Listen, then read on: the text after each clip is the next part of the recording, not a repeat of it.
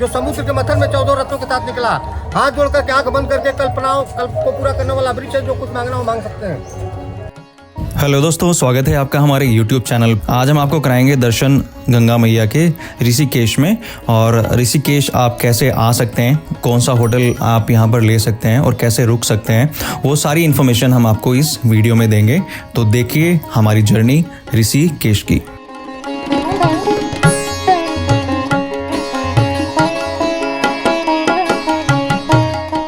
तो अभी आप जो सामने देख रहे हैं ये है जानकी झूला। जानकी झूला नया बना है। जानकी झूला से पहले राम झूला और लक्ष्मण झूला भी थे। तो ये जो नाम है, ये पुल जो बने हैं उनको ये नाम दिए गए हैं, क्योंकि गंगा नदी जब आप पार करते हैं तो पार करने के बाद आपको उधर परमार्थ निकेतन और गीता भवन जाने के लिए जगह देखने को मिलती है और रास्ता है वहाँ तक जाने के लिए। ये जानकी झूला है। आप देखेंगे एक तरफ व्हीकल्स को जाने के लिए रास्ता बनाया गया है, जहाँ से बाइक्स वगैरह जा सकती हैं, और दो तरफ बनाई गई है, जहाँ से एक तरफ से श्रद्धालु जा सकते हैं और दूसरी तरफ से वापस आ सकते हैं।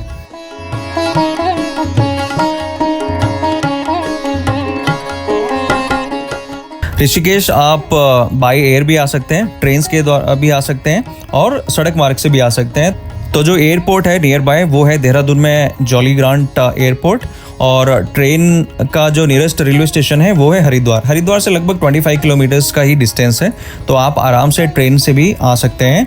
और सड़क मार्ग से अगर आना चाहें तो ये नेशनल हाईवे 58 से जुड़ा हुआ है, तो आप सड़क मार्ग के द्वारा भी आ सकते हैं।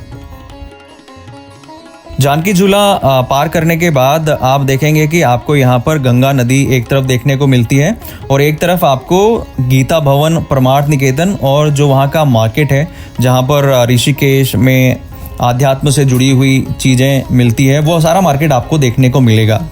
ये देखिए गंगा का बहुत बड़ा पार्ट है और गंगा का जो बहाव है वो भी बहुत तेज है। जब आप यहाँ पर आएंगे तो आपको बहुत ही अच्छा फील होगा। ये देख सकते हैं गंगा का बहाव काफ़ी तेज है, तो अगर आप स्नान करना चाह रहे हैं तो ज़्यादा आगे ना जाएं, जो घाट बने हुए हैं वहीं पर रह के अपना स्नान करें।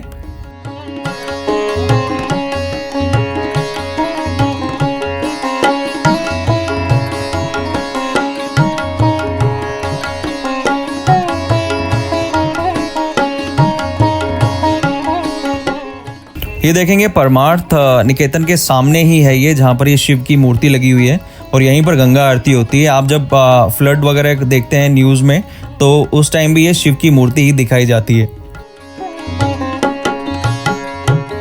और ये है गीता भवन का एरिया। गीता भवन के साथ में ही आपको गीता प्रेस की शॉप्स भी देखने को मिलेगी, जो काफ़ी पुरानी शॉप है, और वहाँ पर आप गीता प्रेस से जुड़ी हुई सारी सामग्री अगर लेना चाहते हैं या कुछ भी सामग्री गीता प्रेस से जुड़ी हुई तो वो आप यहाँ पर ले सकते हैं। और ये देखिए पीछे इसके है गंगा नदी। हर जगह गंगा का फील आपको मिलता रहेगा। आप आराम से घूमिए, अगर शाम के टाइम पे आते हैं आराम से घूमिए और आप गंगा जी का आनंद लीजिए। ये है गीता भवन और गीता भवन का ये एंट्रेंस है, तो चलते हैं गीता भवन।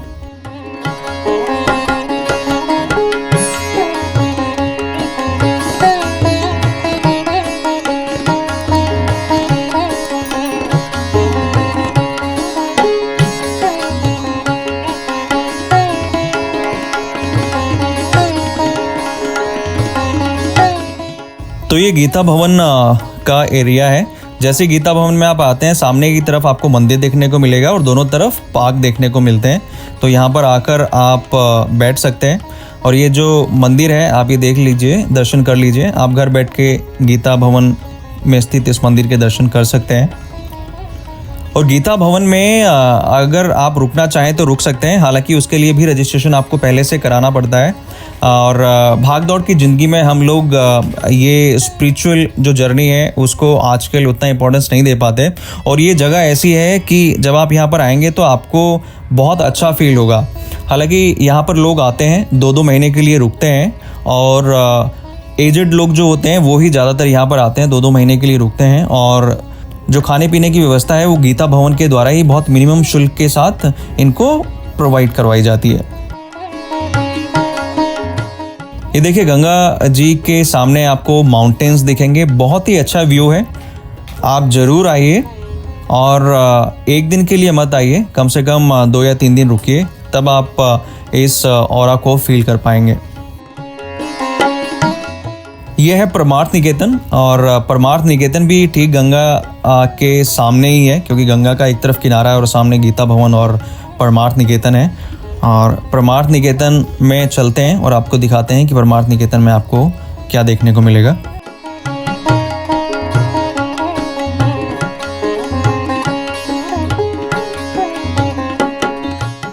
परमार्थ निकेतन के जब आप अंदर आते हैं तो काफ़ी अच्छा एम्बियंस है और काफ़ी ग्रीनरी है, और सामने आप देखेंगे तो आपको माउंटेन्स दिखेंगे, क्योंकि ये माउंटेन्स से ही घिरा हुआ है।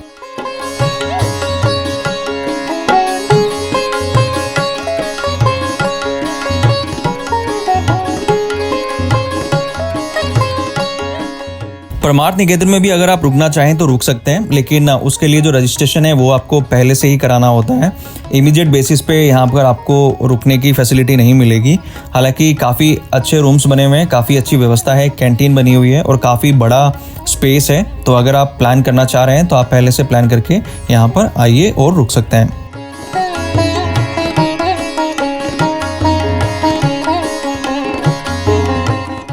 परमार्थ निकेतन में काफ़ी मंदिर आपको देखने को मिलेंगे और मंदिर से जुड़ी हुई ही स्मृतियाँ आपको यहाँ पर देखने को मिलेंगी।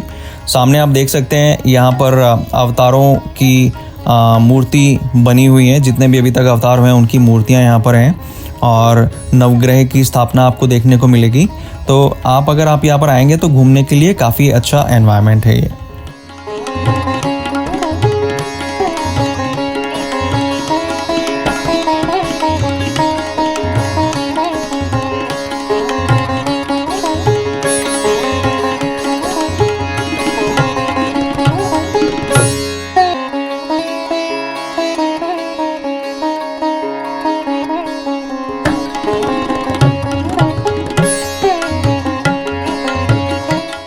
ये आप देख सकते हैं ये नवग्रह की स्थापना हो रखी है।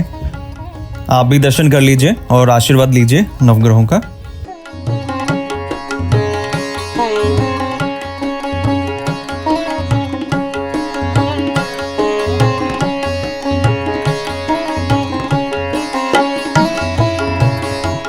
परमार्थ निकेतन में काफ़ी मंदिर हैं, तो आइए हम आपको दर्शन करवाते हैं जो मंदिर यहाँ पर हैं परमार्थ निकेतन में। बने रहिए हमारे साथ और दर्शन कीजिए परमार्थ निकेतन में स्थित मंदिरों का।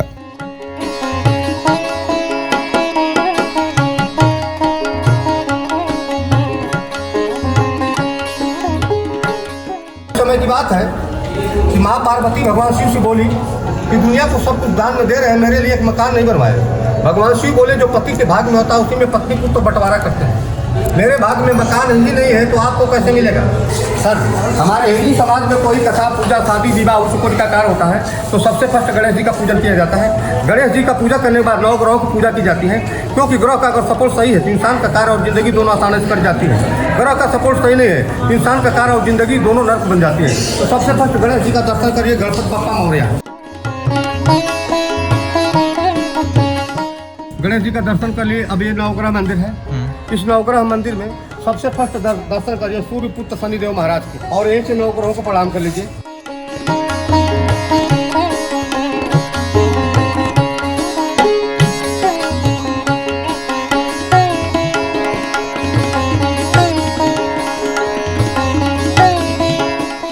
यहाँ पे भगवान विष्णु का 24 अवतार दिखाया गया है।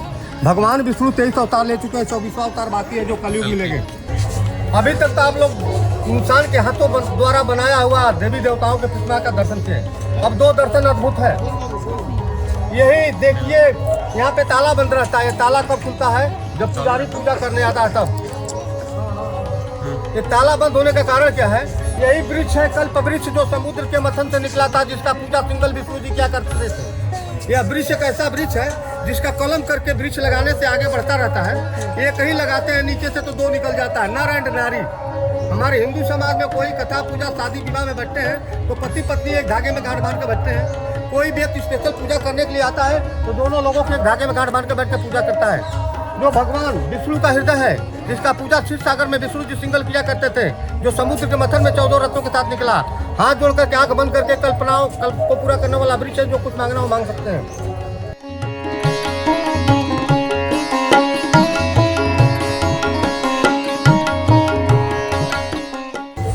देखिए हरिद्वार, हरि मीन्स राम, भगवान, द्वार मीन्स फाटक। भगवान राम का हिमालय में प्रवेश करने का पहला फाटक हरिद्वार। हरिद्वार से हिमालय स्टार्ट हो रहा है। इस स्थान का 2 नाम है। एक नाम है तपोभूमि मुनि की रेती ऋषि के, दूसरा नाम है स्वर्ग आश्रम। यहाँ जो मंदिर, आश्रम, घाट, मकान, दुकान जो भी देख रहे हैं, पहले कुछ नहीं था, सिर्फ गंगा जी बहती थी, दोनों साइड में जंगल हुआ करता था। चौथे पन में लोग आते थे, यहाँ पे तपस्या किया करते थे। तपस्या करते करते धीरे धीरे अपने शरीर को भगवान राम के नाम के हवाले पर त्याग कर देते थे। गंगा के लहरों से, रेत से, बालू से शरीर ढक जाती थी, सिर्फ बाल दिखाई देता था। इसलिए स्थान का नाम पड़ा तपोभूमि मुनि की रेती ऋषि के। ये तपस्वियों की भूमि है। जैसे वैष्णो देवी का दर्शन करते हैं, भैरवनाथ का दर्शन नहीं करते, मान नहीं होता है, उसी तरह चारों धाम का दर्शन करने के बाद भी इस तपस्वियों की भूमि का दर्शन करना अनिवार्य होता है। दूसरा नाम है स्वर्ग आश्रम। स्वर्ग आश्रम नाम क्यों पड़ा? इस पृथ्वी का जमीन का 5 पांडवों महाभारत में विजयी घोषित होने के बाद जिंदा स्वर्ग की तैयारी करके आए। इस तपस्वियों की भूमि पर 1 हफ्ता पूजा किया, आराधना किया, गंगा स्नान किए। उनके जिंदगी का अंतिम समय चल रहा था। यहाँ से पैदल यात्रा कर दी है जिंदा स्वर्ग जाने के लिए। 4 भाई बर्फ में गल के खत्म हो गए। युधिष्ठिर एक बार झूठ बोले थे, अश्वत्थामा, उनकी 1 अंगुली बर्फ में गल गई। बद्रीनाथ मंदिर के साइड में एक लास्ट गांव है जिसका नाम है माणा गांव। माणा गांव के साइड से रास्ता जाता है जो आगे मिलता है स्वर्गारोहणी नदी। उस नदी को क्रॉस करने के बाद स्वर्ग की भूमि पड़ती है। युधिष्ठिर को मिला एक भैरव नाम का कुत्ता उस माणा गांव के पास, जो भगवान का सेना था, जो उनको रास्ता दिखाते पैदल स्वर्ग पहुंचा दिया। एक बार झूठ बोलने के कारण युधिष्ठिर को एक दिन का नरक भी मिला था, उसके बाद स्वर्ग मिला। इसलिए पूरे एरिया को स्वर्ग आश्रम भी बोलते हैं। जय श्री राम। जय श्री राम। जय श्री राम। तो अब ऋषिकेश के बारे में आपको जानकारी दे देते हैं कि हमने कहाँ कहाँ हम लोग घूमे हैं। तो हम लोग कल गए थे जानकी झूला गए थे, और उसके बाद गीता भवन भी गए थे, और वो सारा आपने वीडियो में देखा होगा। तो अभी मैं आपको बता दूं कि यहाँ रुकने की क्या व्यवस्था है। हम यहाँ पर रुके हैं गंगा अशोक होटल, ये ऋषिकेश में ही है। आप जब मैप पे डालेंगे तो आपको इसकी लोकेशन मिल जाएगी। यहाँ का एम्बियंस बहुत अच्छा है, रूम भी बहुत अच्छे हैं, और सर्विस भी बहुत अच्छी आपको मिलने वाली है यहाँ पे। हम लगभग यहाँ 2 दिन रहे हैं और हमें काफ़ी अच्छा एक्सपीरियंस रहा है यहाँ पर रुकने का। और हमारे साथ यहाँ पर होटल के जो वर्कर्स हैं वो भी हैं। अभी हमारे साथ यहाँ पर मनीष ठाकुर जी हैं, वो भी आपको इन्फॉर्मेशन देंगे। तो यहाँ पर रूम अभी किस रेंज से स्टार्ट रहते हैं आपके पास? नमस्कार तो मैं होटल गंगा अशोक का यहाँ पे एज ए मैनेजर काम करता हूँ। ये अपना होटल एम्स रोड पे है। अच्छा, एम्स पड़ता है इसमें आगे? रोड पे, वीरभद्र अच्छा, रोड पे। ठीक है। अपने 27 रूम्स की प्रॉपर्टी है। अच्छा, ठीक है। अपने जो रूम्स के रेट्स हैं हाँ। वो अपना चेंज होता रहता है। जैसे ऑन एन एवरेज कितना रहता है लगभग? एवरेज अपना जो अभी सीजन का रेट है वो 1800, 2000, 2200 ऐसे चलता है। लेकिन ये कम ज़्यादा होता रहता होगा थोड़ा ऑफ सीजन के हिसाब से? ऑक्यूपेंसी के हिसाब से, वैसे अच्छा। वीकेंड के हिसाब से चेंज होते रहते हैं। अच्छा, तो जरूर आइए, अच्छी सर्विस देंगे। बिल्कुल, हमारे पास रेस्टोरेंट और अच्छी बात ये है कि यहाँ से जो गंगा का किनारा है वो सिर्फ 200 मीटर है। जी जी 50, वैसे 200 मीटर तो ज़्यादा है, वैसे 50 मीटर का डिस्टेंस है। 1 से अच्छा। 2 मिनट लगता है बाय हाँ। वॉकिंग। अच्छा, काफ़ी अच्छा रास्ता है, मैरीन ड्राइव टाइप है, काफ़ी ठीक है। बढ़िया घूमने के लिए। ठीक है। हाँ जी, तो काफ़ी सही। तो ठीक है, आपको सारी इन्फॉर्मेशन मिल गई है होटल गंगा अशोक के बारे में। और आप जब भी यहाँ पर आएँ तो आप पहले से फ़ोन से भी बुकिंग करवा सकते हैं। हम नंबर मेंशन कर देंगे हमारे चैनल पे, तो आप फ़ोन करके बुकिंग भी करवा सकते हैं। और यहाँ पर आपको बिकॉज हमारा एक्सपीरियंस ये है कि हम रात में लगभग 2 बजे पहुँचे थे और हमें तब भी यहाँ पर फूड मिल गया था। बाकी होटल्स में हमें फूड नहीं मिल रहा था बिकॉज लेट काफ़ी हो गया था और हमें आते हुए काफ़ी टाइम लग गया था। तो बात एक्सपीरियंस की है जो हमें फील हुआ, इसलिए हमने आपको प्रोवाइड करवाया इस वीडियो के माध्यम से। तो बने रहिए हमारे साथ और देखते रहिए ऐसे ही नए और लेटेस्ट वीडियो हमारे चैनल पे, मेरा ट्रैवल ब्लॉग्स। धन्यवाद।